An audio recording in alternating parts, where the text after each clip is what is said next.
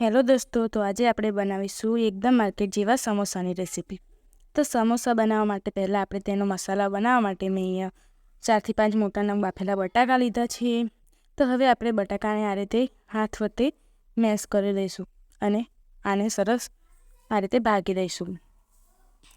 તો બટાકા આપણા સારી રીતે ભગાઈ ગયા છે। તમે જોઈ શકો છો કે આપણા બટાકા સારી રીતે મેશ થઈ ગયા છે। તો હવે આપણે તેમાં મસાલા કરી દઈશું। તો મસાલામાં મેં અહીંયા 1 ચમચી જેટલો લાલ મરચું પાવડર, અડધી ચમચી જેટલો હળદર પાવડર, અડધી ચમચી જેટલો ધાણા જીરું પાવડર અને હવે આપણે તેમાં ચાટ મસાલો નાખીશું। ચાટ મસાલો ના હોય તો તમે આમચૂર પાવડર પણ નાખી શકો છો। તો હવે આપણે તેમાં સ્વાદ અનુસાર મીઠું નાખીશું અને આ બધી જ વસ્તુઓને આપણે મસાલા સાથે સારી રીતે મિક્સ કરી દઈશું। તો બધી વસ્તુ આપણી મિક્સ થઈ ગઈ છે। તો હવે આપણે મસાલાને વઘારી લઈએ। તો મસાલા વઘારવા માટે મેં એક પેનમાં થોડું તેલ લીધું છે અને તેલ થોડી રાઈ અને જીરું નાખીશું અને આને સારી રીતે આપણે ફૂટવા દઈશું। તો આપણા રાઈ અને જીરું સારી રીતે સતળાઈ ગયા એટલે આપણે તેમાં 3 થી 4 મીડિયમ તીખા મરચાં નાખીશું અને થોડી હિંગ નાખીશું અને સારી રીતે મિક્સ કરી દઈશું। હવે આપણે તેમાં થોડા આખા ધાણાને મેં ટીચીને રાખ્યા છે તે આપણે તેમાં એડ કરી દઈશું। ધાણાનો ટેસ્ટ સમોસામાં સરસ આવે છે એટલા માટે। તો હવે આપણે તેમાં બાફેલા વટાણાને એડ કરીશું અને સારી રીતે મિક્સ કરી દઈશું અને આને આપણે થોડીવાર માટે સોતે થવા દઈશું। તો વટાણા આપણા બાફેલા છે એટલે આપણે તેને સોતે થવામાં બહુ વાર નહીં લાગે। તો આપણા વટાણા થોડીવાર સોતે થઈ ગયા છે સારી રીતે। તો હવે આપણે તેમાં તૈયાર કરેલું બટાકાની સ્ટફિંગને એડ કરી દઈશું। તો બટાકાની સ્ટફિંગ આપણે બધી એડ કરી દીધી છે। તો હવે આપણે તેને મસાલા સાથે સારી રીતે મિક્સ કરી દઈશું અને આપણે બટાકાને બધા જ એકદમ સૂંદો ભાગીને નથી કરી દેવાનો, તેને થોડા આખા પર રાખવાના છે। તો તમે જોઈ શકો છો કે આપણો મસાલો સારી રીતે મિક્સ થઈ ગયો છે અને તેનો કલર એકદમ સરસ આવી ગયો છે। તો હવે આપણે તેમાં કોથમીરના પાન એડ કરીશું અને આ બધી જ વસ્તુઓને સારી રીતે મિક્સ કરી અને તેને ઠંડુ થવા રાખી દઈશું। આપણે સમોસામાં સ્ટફિંગને ઠંડુ કરીને જ ભરવાનું છે, તેથી આપણા સમોસા સરસ બને। તો હવે આપણે લોટ બાંધી લઈશું।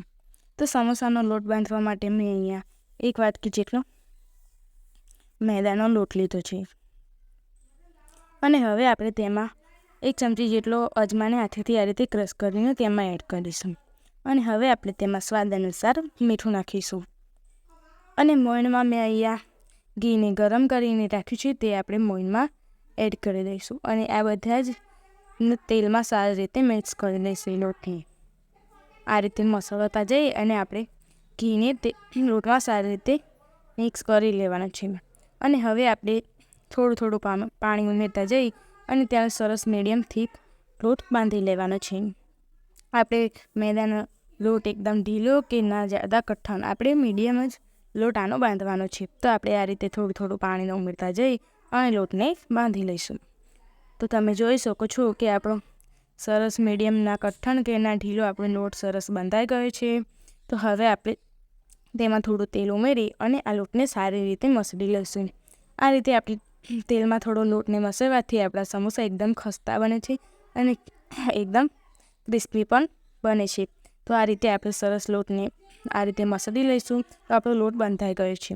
તો હવે આપણે સમોસાને બનાવવા માટે રોટલી વણવા એક લોવો લઈ અને આને સરસ રોટલી વણી લેવાની છે। તમે જોઈ શકો છો કે આપણી રોટલી સરસ વણાઈ ગઈ છે। તો આને આપણે સરસ મીડિયમ જાડી કે ના પતલી એકદમ સરસ મીડિયમ રોટલીને વણી લેવાની છે। તો આપણે રોટલીને વણી લઈશું। તો તમે જોઈ શકો છો દોસ્તો કે આપણી રોટલી સરસ રીતે વણાઈ ગઈ છે।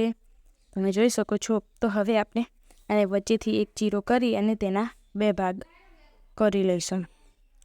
તો હવે આપણે સમોસો બનાવવા માટે આ રીતે એક જગ્યાને આ રીતે ફોલ્ડ કરી અને એક બાજુ પાણી લગાવવાનું છે અને બીજી જગ્યાને તેના ઉપર રાખી દેવાની છે અને આને સારી રીતે આ રીતે હલકા હાથે દબાવી અને ચોંટાડી દેવાની છે આ રીતે। તો આપણે આ રીતે દબાવવાથી આપણું સમોસાની સ્ટફિંગ બહાર ના આવી જાય એટલા માટે। તો હવે આ રીતે આપણે કોર્નનો શેપ આપી દેવાનો છે અને આ રીતે 1 ચમચી જેટલું સ્ટફિંગ આપણે તેમાં ભરી લઈશું અને પછી આપણે તેમાં એક જગ્યાએ પાણી લગાવીશું અને આ રીતે તેને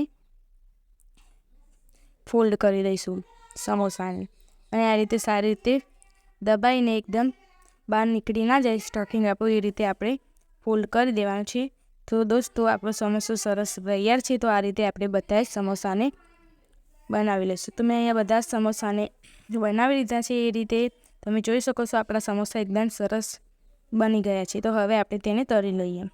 તો સમોસા તળવા માટે મેં અહીંયા પહેલાંથી તેલ ગરમ થવા રાખી દીધું હતું, અને આપણું તેલ ગરમ થોડું થઈ ગયા એટલે આપણે તેમાં એકસાથે 2 થી 3 સમોસાને એકસાથે તળી લઈશું. તો મેં અહીંયા 3 સમોસાને એકસાથે તળી લીધા છે, તમે જોઈ શકો છો. તો આ રીતે આપણે તેને મીડિયમ હાઈ ગેસ ઉપર આપણે તેને ગોલ્ડન થાય ત્યાં સુધી આપણે ફ્રાય કરી લઈશું. તો તમે જોઈ શકો છો કે આપણા સમોસાનો કલર થોડો ચેન્જ થઈને ગોલ્ડન થઈ ગયો છે. તો આ રીતે આપણે તેને અલટાવતા પલટાવતા જઈ અને બધી બાજુથી સારી રીતે આપણે તેને ફ્રાય કરી લેવાના છે. તેથી આપણા સમોસા એકદમ ક્રિસ્પી અને ખાવામાં એકદમ ટેસ્ટી બને.